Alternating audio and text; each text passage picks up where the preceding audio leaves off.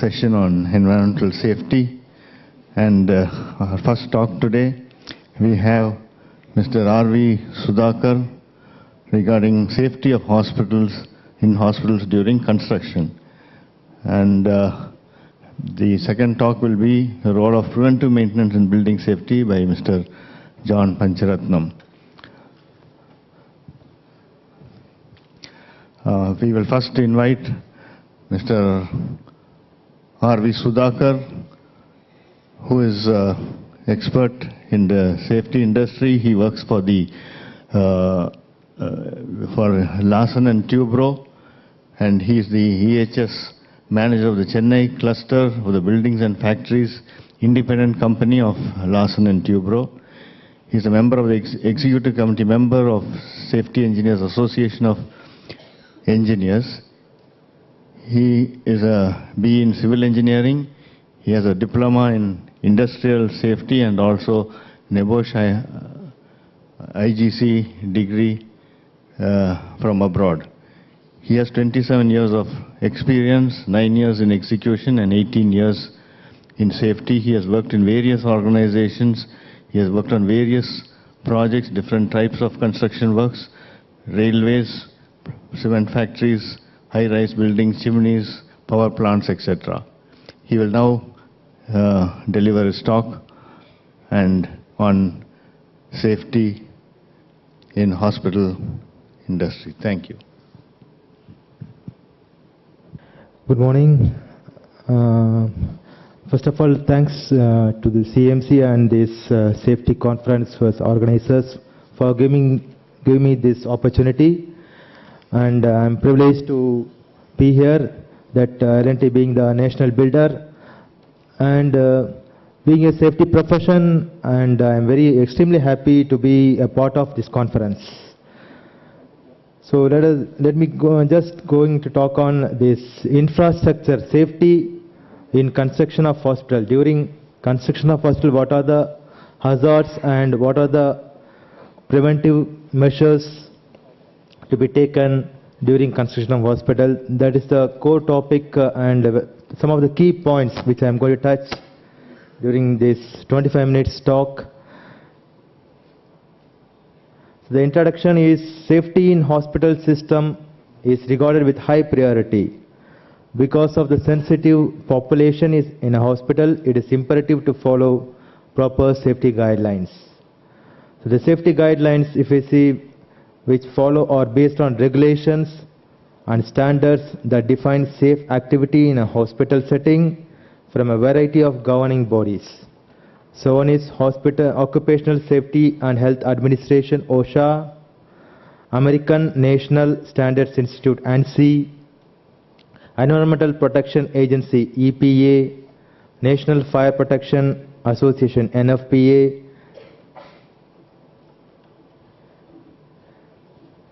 so the hazards, if you see I was listening to previous talks where the doctors were presenting, it's all medical term, and maybe the audience will be very most available in terms of medical things. But this is something construction field which is very hardcore, and if you see that the working culture itself, if you see, it's very hard to see, and implementation level also it's very tough.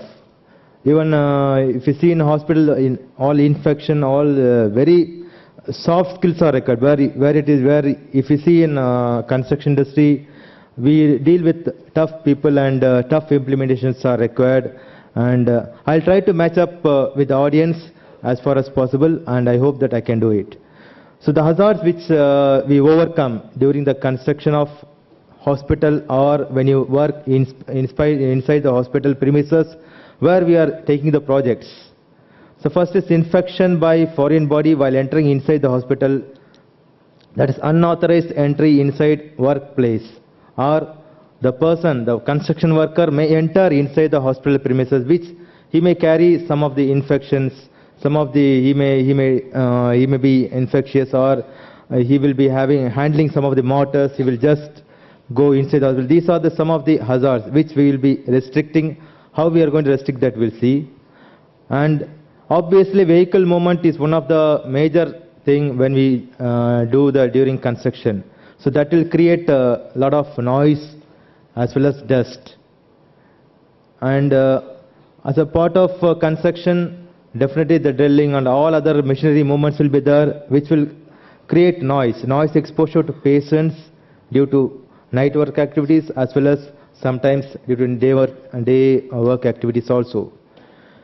And yes, in fact, concrete is the major thing which we produce at project itself through batching plant. The batching plant is nothing but the mixer through which we produce the concrete that will create a dust exposure, dust atmosphere, and storage of hazardous materials inside workplace area. Like earlier session I could see that you have to refer, the doctor was telling that you have to refer that whatever the pH value and all. We say in engineering that MSDS, Material Safety Data Sheet, which clearly indicates what are the properties of chemicals or the toxic materials which we have to follow in terms of how to handle the materials and how to store in case of fire, in case of first aid, what is to be done. An unauthorized operation of machine, and finally fall of construction materials and debris which is generated due to construction. How we are going to protect to prevent the patients as well as the doctors or the officials at the hospital premises. And the last and final one, the awareness of workmen who work inside the hospital. So what is the level of understanding and what is that he has to do? The real job specific instruction, that will be the main area that I will be covering, and the last one. And codes and standards, if you see the legal requirement. In fact, any company or firm working in hospital premises should comply all applicable legal requirements. One such is Building and Other Construction Workers Act, and there is a rule, VOCW rules 2006, and Indian Electricity Act and rules, Motor Vehicles Act. It is nothing but Motor Vehicle Act is applicable when you drive on the vehicle outside in any road. Also, it is applicable when we drive any vehicle, when we operate any equipment or vehicle inside the construction premises. It's also applicable. And Child Labor Act, Environmental Protection Act, Air Act, and then Water Act, Noise Pollution, Hazardous Waste Management Rules. These are some of the legal requirement. Coming to caution signs, we have to display the proper signage. Placard shall be displayed in all prominent places at construction area so as to make understand the other public who are entering. Yes, this is the construction zone. This is the construction zone where people should not enter. These are the areas where they should be keep away. All these things has to be in place. The entrance of the construction areas will have signs indicating the warnings of construction activities, showing that falling materials and all. And there will be always change in nature. Every day the exit and entry will be changed. So obviously there will be alteration in construction activities. There will not be like setup activities or organized way. So every day if the change in any activity or the entrance and exits are changed, they have to place it, and there should be proper instruction through signalman. Everything has to be made. These are some of the photographs which separate entry for patients. Whenever we do the project inside the hospital premises or adjacent to the hospital premises, we have to take our own worker separately or our own construction people in a separate way, and we have to take a separate entry for patients who are entering inside the hospital. So exclusive entry for construction workmen. When we see, this is one such example when we do the construction at the higher level, the top level extension of hospital building. So we will not enter inside the building, we will have an exclusive stair tower or staircase through which only the people has to go, the workman, the construction workman has to go and has to come. This is how the control has to be made. And apart from that, any fall of material also, they will provide the protection, safety net protection. And coming to traffic control, so there will be one check post, gate control at all site entry, because any vehicle may enter inside the premises. So we will have the entry control. There will be some timings where the patients will be, the OPs will be there. So that timings will restrict the movement, vehicle movement. Some of the, in like Jipmer Hospital and all, there will be schools inside. So during that school timings, we will restrict the vehicular movement. And apart from that, we will also have that traffic signal man during that time. And we will control that traffic, banksman in all access areas. These are some of the traffic control which we do normally. And movement of vehicles, separation of pedestrian from driveway with hot barricade, minimizing vehicular movement. And all vehicles are equipped with mandatory safety gadgets. Periodic inspection is being carried out for all vehicles. And speed limit indicators. So speed limits according to the hospital recommendation. Also, the drivers will be trained in such a way that they should not blow horn. So all this training has to be taken care while entering itself. Before they are getting deployed inside the hospital premises, what are the rules to be followed while driving inside the hospital premises that will be imparted through training. Also, they will be monitored. And noise monitoring. Noise is one of the area where the patients will get disturbed. So the noise levels are expected to be kept as low as possible. If excessive noise levels are reported or suspected, it will be monitored with a noise level meter. There are some standards which shows that at hospital premises, what are the noise levels.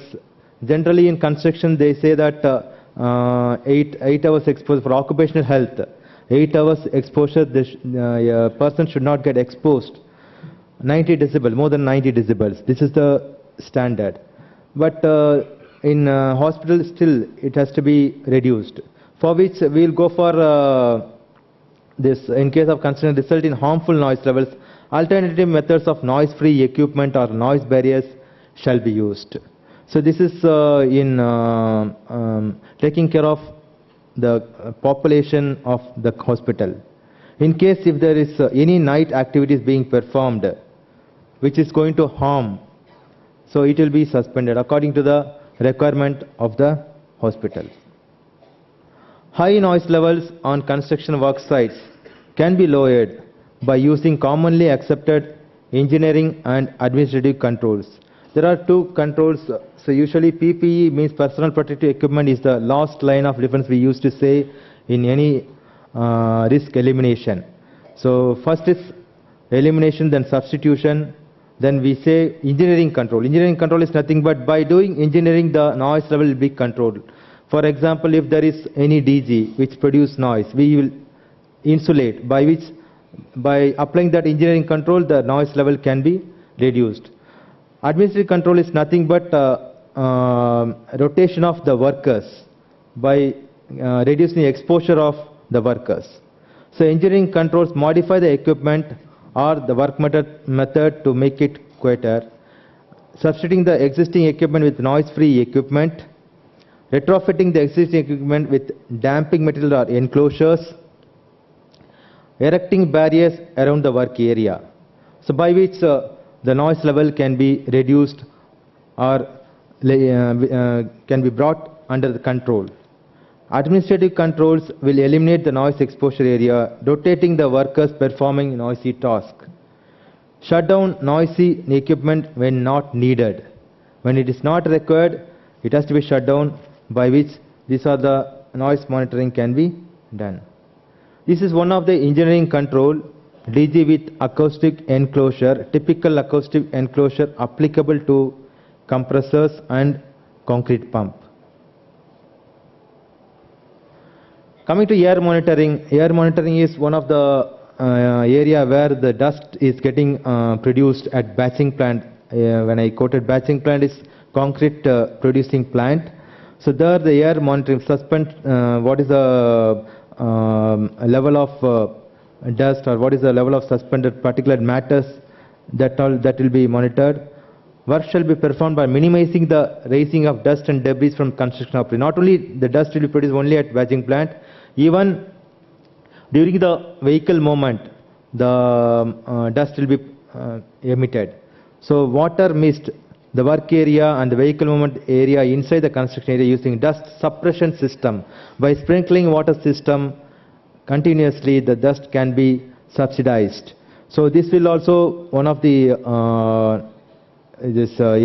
air controls, dust control suppression system, by which everyone will be safe. Then frequent cleaning of work area and removal of debris. The debris is one of the generation by construction. Usually the drilling, wherever they do, the debris is nothing but the waste, concrete waste, the chipping waste, all these things has to be cleaned, by which at the end of the day, and also it has to be taken to the ground through proper system. It should not be thrown from the top. All these things has to be done. And storage of chemical paints and hazardous material inside, isolated from the public movement area. Usually what happens is there will be some work of painting inside the hospital, or where the maintenance work is going on. There usually the paint will be stored there itself. It may be at the top of the building or the 5th floor, where the 4th and 3rd floor will be in operation, and they'll keep as it is, they will close it, and somebody will come and smoke. The entire thing will get fire. So that is the major things. Though it's a small quantity, it will havoc. It will create a major emergency for the entire hospital area. So by which what we say is that no metal will be stacked inside, that especially the fire-prone material. Frequent cleaning of the work area and removal of all debris at the end of the day, storage of chemicals. Okay. So dust suppression system, this is one of the dust suppression system.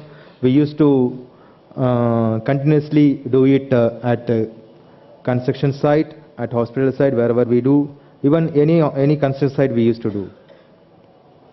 Yes, this is one of the dust batching plant. What I said is that where we produce the concrete. So sprinkler system around the batching plant to reduce the dust. This is the sprinkler system.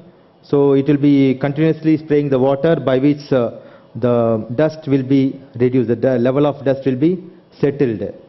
And this is the de-dusting unit of batching plant. Whatever the dust or cement dust will not go to the top, will not be allowed to go to the top. There will be back filter system, by which all the dust will be collected to this de-dusting system, that is back filter. This is one of the engineering control by which the dust is getting controlled. Coming to housekeeping, and when I said that the waste material, debris, so there is a debris chute is provided. It will be connected to every floor. They need not throw, there will be one chute, and they can throw it through the in each and every floor there will be opening, and it will get collected at the bottom of the ground, and it will be dispatched. This is one of the engineering control which we used to do, and by which this PVC system, and there will not be any noise also. We have provided noise dampers also in this debris chute. Coming to cleaning, the flipper and sweeper machine operator used for cleaning. So this is one of the dust prevention system. Yes, there will be some material handling through tower crane. So to control the operation of tower crane, which should not come into the premises of our hospital premises, we will have the walkie-talkie systems and other systems of signaling, by which it will be controlled. And the protection system, so it will be protected. Any fall of material will be protected by providing this safety net arrangement at the top itself. So this is the fall protection system for men as well as material.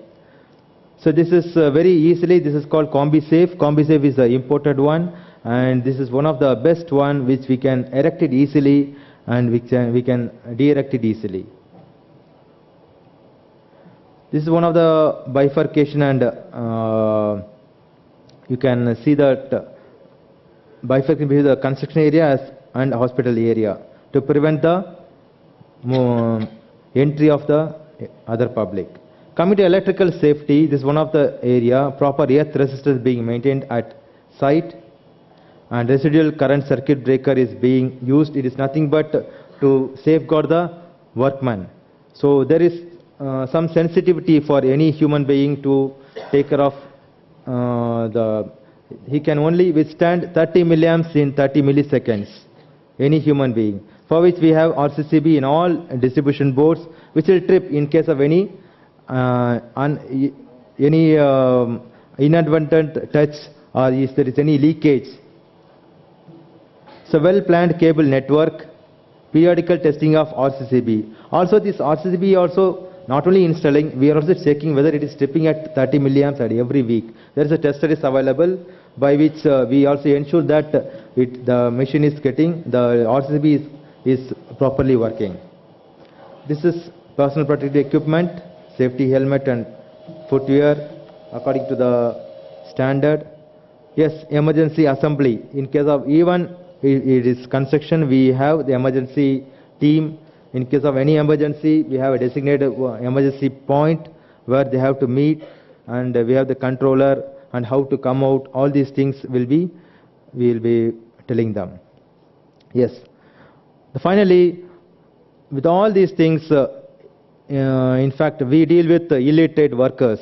Okay, the workers need to be trained and they should understand exactly what is meant. It is not that only communication. Here, the communication, if I say, you can understand, and whereas the worker level, unless we make him to practice, they don't understand.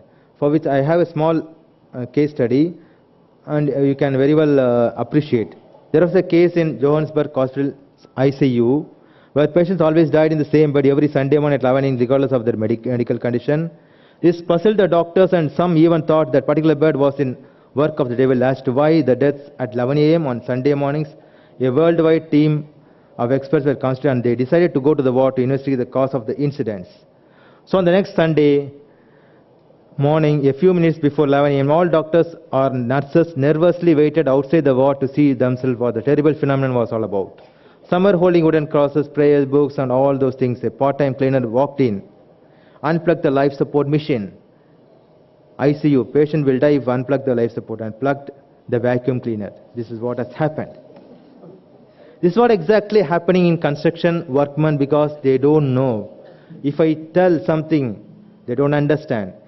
We have to show in audio, video. Not only that, we have to tell. Here the thing is that we should take this workman lady to the spot, and we should show which should be removed, where you have to plug it. This is what the job specific instruction we all talk about. So before engaging any workman inside particularly inside the hospital premises, we take care of all these things. Okay, thank you. And with one more thing is there, a small practical thing which we have implemented within the time frame. I will complete it. Can you just open it?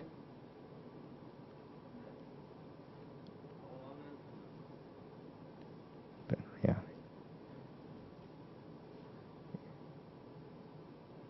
Yeah. This is how we do the protection and existing construction in existing medical this hospital. This is fall protection. This is the protection to prevent the workers coming from. This is hot barricade to prevent the public from entering to work premises. Fall protection arrangement. This is how you can see. You can understand how it is being done.